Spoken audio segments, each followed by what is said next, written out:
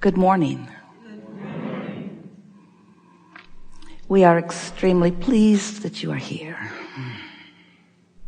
It is good to come together for the purpose of co-creating. Do you agree? Yes. You are knowing what you are wanting? A changing thing? Yes. An evolving thing? An expanding thing? That's a good thing? You are enjoying having desires that aren't fulfilled? Oh, they're our favorite. Those are our favorite. So think about the focus wheel. The focus wheel is a process where we encourage you. Something has happened and you know that you want something. You know you want it. You're just not getting it. And so you make your statement of desire, and it's irritating even to make that statement of desire because it's a statement of desire that feels bogus because it isn't happening. So you're in a sort of wad of resistance because what you want isn't. There's no evidence of the manifestation of it. So then we encourage you to see the focus wheel like a big clock, so to speak, and write some circles around this, 10 or 12 circles around the outside edge, and make your statement of desire and write that right in the center of your focus wheel. I want X. I want X. I want a lover, or I want more money, or I want a better job, or I want to live more abundantly, or I want an improvement in my body. Whatever it is, I want. Now you've written it, but you don't believe it. And the evidence that you're living supports the fact that you don't believe it. So the focus wheel is offered in order to help you to let go of that cork, to do something different than what you've been doing. So now we encourage you, the premise of the focus wheel is, you know those merry-go-rounds that are out there in the playground that sometimes the kids had them going so fast that when you tried to get on, it just spun you off in the bushes? But if they would slow it down, you could get on, then you could all speed it up together. Well, the focus wheel is like that. You've got beliefs that are moving so fast that you can't fix them. When you try, you just get spun off in the bushes. It's something that you believe too much. You believe it so much that when you try to change that belief, it doesn't work. There's too much momentum in the unhelpful belief. Yeah. So the focus wheel was one of the first processes that we offered in helping you to go more general. We weren't calling it that in those days, but we said, try to find something that you already believe that doesn't throw you off in the bushes. So you just start stabbing in the dark a little bit. You just start reaching for something that is about this desire that doesn't throw you off in the bushes. In other words, it doesn't make you wad up in a knot. It fits. Everything that you wanted from your non-physical perspective was about focus. It was about the thrill of focus. It was about the satisfying feeling in alignment of thought. It was about connecting to the energy stream that creates worlds and focusing that same stream in the direction of your choices, understanding that a focus is all that was required. That all you had to do is decide and hold a steady focus, and steady is the operative word in this sentence, a steady focus that would then naturally, inevitably gather around itself, because law of attraction is a very powerful thing. Activate a thought, don't dilute it with contradictory thought, hold it steady, and it must become more. And eventually, in the becoming, it will manifest so that others will see it. But if early on in that process you are measuring what's manifested and others' point of view of it, and if it hasn't manifested to the degree that they can see it, or if you manifest something that others don't approve of and you care, then without meaning to, you water down, you dilute that energy stream. And so the manifestation is slower to come. And most important, your experience in the process isn't satisfying. And then you begin to wonder, what's it all about? Why am I doing what I'm doing? Are my goals and dreams and hopes valid?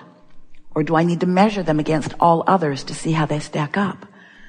And if I find myself on the approved list of desires, then how do I ensure that I will receive them? And who do I ask about how well I'm doing? And who gets to decide? Who gets the juice today? Is it available to all of us? Or is there a quantifiable pile of energy stream juice? And if somebody else is needing it more than me, should I hold back and deprive myself? Well, we've sort of stated here the questions that we hear from so many humans who are, for one reason or another, not allowing themselves the steady stream of manifestational evidence of their focused energy. So let's say that what you are looking for is more financial abundance. And you're not living it, you don't even believe it, but you're willing to play the stupid focus wheel process game because you do believe that some people are benefiting, you do have some beliefs, and you do want things to go better. So you think a thought such as, I suppose things could go better for me. Off in the bushes because you don't believe it. I really need a lot of money and I need it fast. Off in the bushes because you don't believe that it's going to come. A lot of people have money. Well, I hate them. Off in the bushes. Off in the bushes you go. So you still haven't found a general enough thought that lets you make a statement and put it on the wheel. You're trying, but you can feel all you've done so far is just aggravate the fact that you're not where you want to be. It's just annoying. So then you say, there are areas of my life where things are going well. You didn't get flung off on the bushes on that one. Not money, off in the bushes you go. There are some things that are going well. So you write, some things are working for me. That felt pretty good. You found a general statement that in that one statement, your vibration softened. You are less resistant than you were before. Which means now you are less resistant than you were before. You have access to thoughts that you didn't have access to before. In other words, in today's conversation, your grid is beginning to fill in with other ideas. So then you think, I remember worrying about such and such and it turned out all right. So maybe things are working out for me. Didn't get thrown off in the bushes again. Now you've got two statements on your wheel. They both felt pretty good. And you are slightly distracted from the fact that you don't have any money. In other words, you feel a little better than you felt. And now you're sort of beginning to pick up some momentum. You've raised your vibration enough that ideas are beginning to flow. You don't feel abundant enough for abundance to avalanche into your experience, but you sure feel better than you felt a little bit ago. So then you say,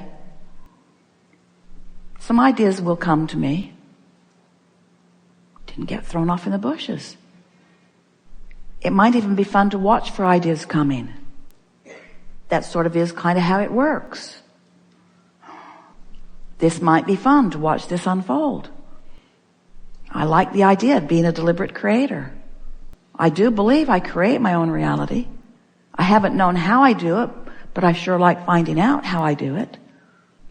I know I'm a teacher. I want to teach through example. It's fun to figure this stuff out. I know that words don't teach. I'm feeling better already. I can feel that I'm on a path of less resistance than I was on. I'm looking forward to what's coming next. I have been a pretty good provider. I've worked harder than I really want to, but I always figure it out. I can see how I've let things come only to the degree that I believe them. And I believe I can expand my beliefs.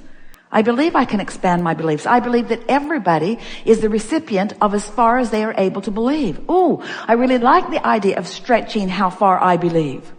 I adore the idea of expanding my belief. I believe that law of attraction will bring things proportionate to what I believe. I'm excited about realizing that it's open-ended. I'm just beginning to scratch the surface of abundance in so many areas of my life. This is really a fun thing. And now you look at what you wrote in the center of that circle, and now you believe it. You don't doubt it. You moved your vibration by going general to a place that it has not been before. And now your entire point of attraction has shifted, because in the same way that the ideas began to flow to you during the process of the focus wheel, all things in the universe related to you have shifted too. And now conversations show up differently. Ideas show up differently. Offerings show up differently. Now evidence of your shift shows up everywhere around you. Sometimes Esther would say to us, well, Abraham, I know you don't think I should be thinking about this because it doesn't feel good when I think about it. But it is true. It's true. And therefore, because it is true, I think that it deserves my attention. And we say, anything you give your attention to becomes true. And the more attention you give it, the realer it becomes, the closer it comes to you. So if we were standing in your physical shoes, the criteria that we would use for things that we would give our attention to are not the truth of them, not the evidence of them, not even if a lot of others or even most others are looking at them in that way. We would ask ourselves, in every subject that we might be giving our attention to, how does this attention to this subject promote more of what I want? In other words, it's true. Do I want it to be true?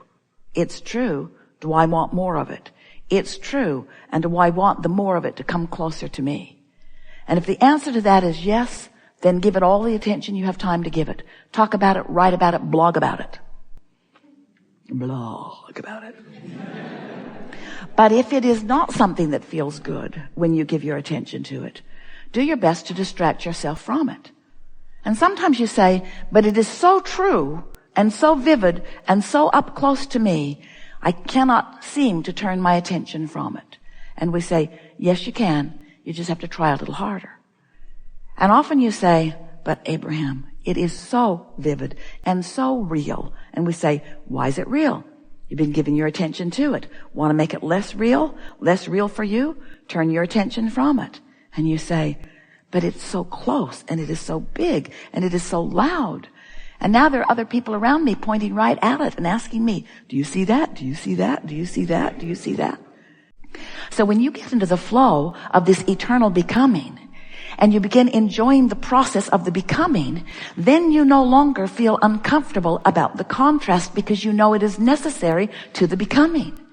We want you to know that there are always reasons to want more, that you are always refining, and that when you have that knowledge, that attitude, that nothing has ever gone wrong, it's just another door opening for more to come to you. That is the reason, in fact, that you come back again and again and again. You don't say, I'll go forth and this time we'll get it right. We'll decide what politics are right. We'll decide what religion is right. We'll decide what is the proper way to raise children. We'll decide what is appropriate food to eat. We'll get it all decided and we'll write it down. Maybe we can get God to write it on tablets and put it somewhere. We'll get it all written down, and then we will come forth and we will find a way of complying with what has already been decided. We will be obedient. And we say, you will be bored. And you would really be dead, and there is no such thing as dead. You would be finished if you did not have the opportunity to explore and come to your own personal new conclusions about what you want. Life would not flow through you. And what we want to convince you about is that once you come to those personal conclusions, no matter how broad or narrow or important or unimportant you deem them to be, once you come to those important conclusions, once you come to a decision about something that you want, the energy that creates worlds lines up behind you, lines up to support you, lines up to fuel you and feed you, in the same way that the energy that creates worlds, because this is how it works, you see. You are a leading edge creator, and you are meant to come to new decisions. And so you came forth to explore, and every time you explore, even in something that is really known to you, you are still refining it and coming to further conclusions about how it would be better still. The improvement never stops, because that is what life really is about. Not because it's broken and needs to be fixed, but because it's eternal and will always be in the state of becoming.